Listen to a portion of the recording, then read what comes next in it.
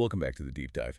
We're the show that pulls apart dense research and gives you the really juicy bits. Today, we're heading back, way back to the mid-2000s. We're going to peel back the shiny veneer of a massive TV hit, MTV's Pimp My Ride. Now, if you were anywhere near a TV between, say, 2004 and 2007, you definitely remember this. Exhibit rolls up, finds someone with a truly terrible car, like an absolute disaster on wheels, and promises this amazing transformation. We saw cars get, aquariums? Chocolate fountains? Oh, yeah, even coffin grills turned into BBQs. It was wild. Totally wild. And millions of us watched every week, right? Yeah. We really believe these beat-up cars are becoming these incredible, fully working dream machines. Exactly. And that shared belief, that whole fantasy of instant, over-the-top transformation, that's really what we need to dig into today. We've got some great sources, really candid stuff from former contestants, people like Seth Martino, Justin Dieringer, Brooke Siegel, and some revealing interviews with Exhibit himself. They all paint the picture of something carefully staged. So our mission, if you will, for this deep dive is to really explore how Pimp My Ride was faked for maximum entertainment. And crucially, understand why. What were the production realities, the money, the time constraints that honestly made the deception almost necessary for a reality show like this? Okay, let's kick off with the main man himself, Exhibit, because his role, or maybe his lack of a role, kind of blows up the whole premise we all bought into. We saw him as the car guy, right? The genius behind these mods. But the reality seems quite different. Oh, completely different. He was strictly the host. That's it. He's been pretty clear about it since, distancing himself from the actual work, the quality. Someone asked him point blank about his core knowledge, and he basically said he knew as much as anyone. His quote was, "I put gas in the mother expletive and I drive." Wow. Okay, so the face of his huge car customization show knew nothing about cars. Pretty much average driver level, yeah. That tells you a lot right there. It suggests the show was never really about fixing cars in a mechanical sense. It was about the visuals, the spectacle. Absolutely. And that disconnect actually caused him problems down the line. Years later, on social media, fans and contestants who were upset about the shoddy work or mechanical failures, they blamed him. He was the face, so he caught the heat. Right, that makes sense. Okay, so if the host role was, let's say, manufactured, what about the contestants? Were their reactions genuine, those surprise moments, and the sad backstories? Well, the staging definitely went deep into the contestant side, too. Take Brooke Siegel, the one with the Chevy Cavalier. She later admitted she didn't even audition in the normal way. A producer friend basically recruited her. Oh, okay. Yeah, and then they told her to really ham it up for the cameras, like act out this whole begging scene to make it seem desperate. Got to build that narrative, The reality TV narrative arc. Yeah, exactly. And even her whole persona wasn't quite real. The show presented her as this, 22-year-old film student type, but our sources say she was actually 25 and working as a cocktail waitress. Minor changes maybe, but it fits the pattern. And the house reveals when Exhibit surprises them at home. Nope. Often not their real homes either. Apparently, MTV would sometimes rent houses just for those reveal shots. Like on Cribs. Precisely. Same playbook. Make everything look bigger, better, more dramatic for the camera. Okay, so we've got a host who's not a car expert, contestants who might be acting, arriving at houses that aren't theirs. The whole setup is pure stagecraft, which brings us squarely to the cars themselves, those absolutely insane customizations. This is where it gets really interesting, right? The stuff that looked amazing but was, useless.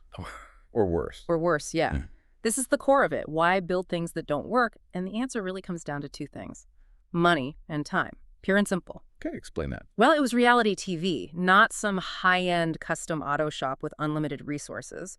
Putting in genuinely functional, road-safe versions of these crazy ideas, like a working cotton candy machine or a pop-up champagne dispenser, would have been incredibly expensive, prohibitively so, probably, and it would have taken way, way longer than the few days the show implied. Right, you're not just installing a new sound system. You're engineering like a robotic arm for the trunk.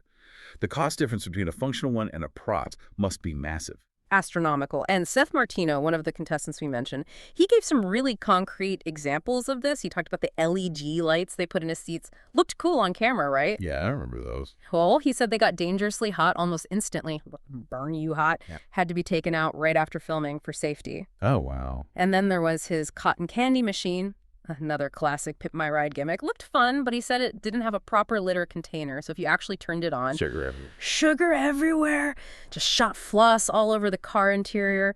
Completely impractical. A sticky nightmare. Hilarious. And what about that robotic arm? That looks so high-tech. Total prop. Seth confirmed it. Completely non-functional. He said it was just, quote, controlled by commands that were entered into a laptop by the spiky-haired guy off screen. Pure theater. It's amazing the effort they put into the illusion, just selling the visual. Yeah. And the show was packed with stuff like that, wasn't it?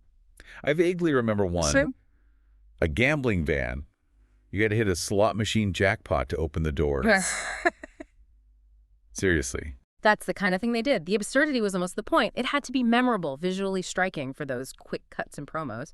You also had the Romance Mobile chocolate fondue fountain in the trunk. In the trunk, where it would just melt and go bad instantly. Right. And LED candles hidden away where no one could even see them.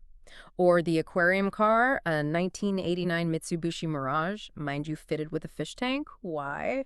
Because it looked nuts on TV. It was all about the visual punch, Yeah. not the practicality. Okay, so they install all this crazy, often non-functional stuff for the cameras, but then what? Did it stay in the car?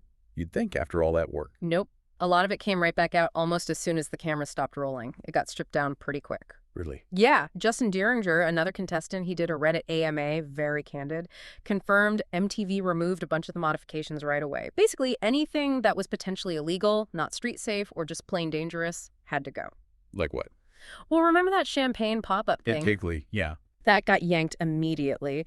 Apparently, someone realized, probably after filming, that showing something promoting drinking and driving was maybe not the best idea. Huge liability. Good call, probably. Yeah. So safety and legality eventually won out, but only after they got the shot. Pretty much. It was about capturing the spectacle first, deal with the reality later. And even the look, the signature Pimp My Ride aesthetic, wasn't always permanent, was it? Those giant rims. Oh, yes, the rims. Often props, too, for the big reveal at least. Yeah. Those huge, flashy 24-inch spinners that screamed, pimped! Often swapped out immediately after filming finished. They'd put on something more reasonable, like, quote, beautiful 20s for daily driving. The giant ones were just for that money shot. Incredible. The layers of staging are just, Yeah. wow. Okay, beyond the props and the fakeness, there were some maybe darker aspects. Ethical questions about how contestants were treated. Yeah, there were definitely some concerns raised. Seth Martino, the guy with the hot seats and the messy cotton candy machine, he made a pretty serious accusation later on. He felt the show deliberately engaged in fat-shaming with him. How so? He claimed the producers, quote, went the extra mile to make me look extra fat. He said they played up the stereotype that he kept candy all over his car because he was always hungry. He even alleged they poured bags of candy into his car just before filming started to really drive that image home. It's uncomfortable. Very. And he believed that specific manufactured image is why they chose him for the cotton candy machine gimmick.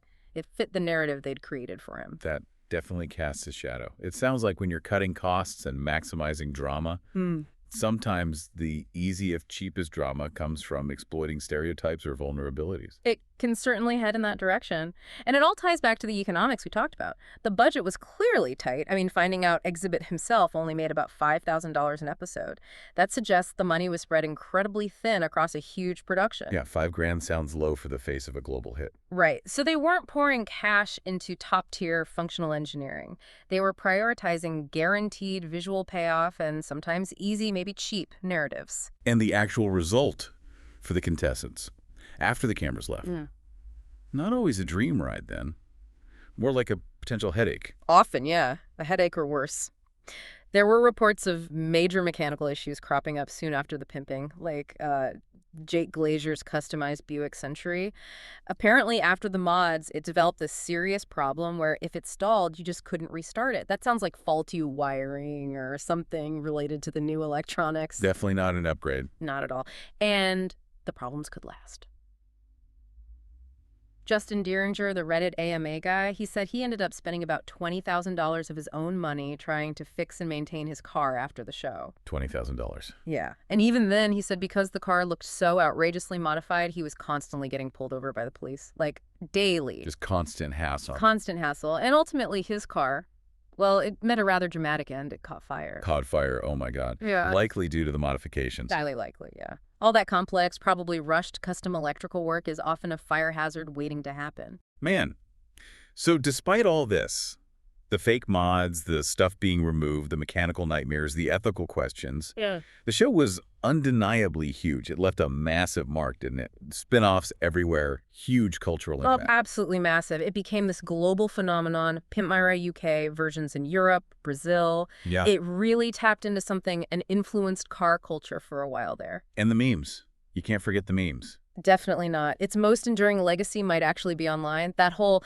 yo dog, I heard you like X, so we put X in your Y meme format. Classic. Totally classic, came straight from the show's obsession with putting, TVs in the headrests of seats that already had TVs. That layered absurdity. Funnily enough, Exhibit admitted later he didn't even get the joke when those memes first started popping up. Ah, that figures given his actual involvement. Right. So, really, Pimp My Ride ends up being this perfect case study, a window into how reality TV often works. The priority wasn't real-world utility, it wasn't longevity, it wasn't even always safety. It was about delivering pure, high-impact visual entertainment. Escapism, the fantasy of instant, unbelievable transformation, that's what sold. The fantasy was the product. And honestly, the fun for us viewers came from buying into that fantasy, right? Believing that, yeah, maybe you could have a perfectly working hot tub in the back of a pickup truck. The show faded out around 2007, partly because, I guess, the truth started to leak out, the illusion wore off. So maybe the final thought for you listening right now is this. What current reality are you watching or maybe even participating in where you kind of accept the premise or maybe you overlook the inconsistencies just because the fantasy it offers is, well, more entertaining or satisfying than the plain, maybe boring truth? Yeah. It's always worth asking, isn't it? How much reality are we willing to trade for a really good show?